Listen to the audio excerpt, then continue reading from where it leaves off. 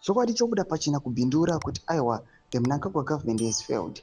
After panapa kuri kuonekwa aiwa said the video ramabva kuona aiwa vanhu vachinyaso kuluta mabicycles from the track ramuri kuona iro zvinyaso kuratidza kuti zvigananda panguva ino zvinongouya panguva ino zvichidhisha out mamotor vehicles but macitizens they remain under siege. Zvinyaso kuda pachena kuti munyika yeZimbabwe vanhu vari kutambura. Sanambira mashoko nemacomments ari kubva pathis video ramabva kuona nobva subscribe or like on the bell icon.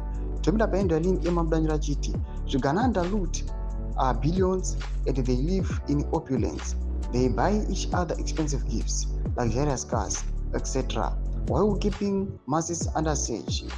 And the zvigananda induced poverty and they reward the masses nemabaskoro for their stupidity of letting them ruin their lives, it is said.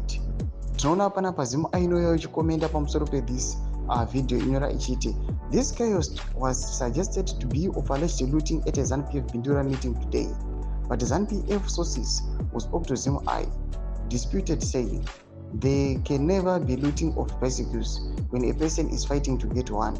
I will get the facts, said one top source. Domashoko ari kubuda panguva ino rikuonekwa ZANU-PF inoresponda ichiti aiwa kwakuzimborina kana looting.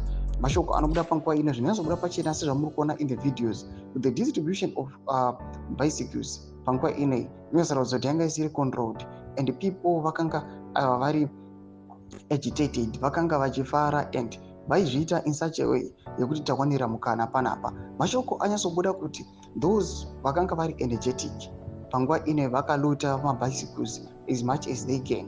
Zviti mwaatuna ane multiple bicycles. Tudze mafunguro enyu munoti kudii pamusoro pechitiko ichi. Aiwa zvinyasoratidza kuti nyika yeZimbabwe vanhu vari kutambura. Vinangomese kuchemedza mafunguro enyu. Subscribe or like, check on the bell icon.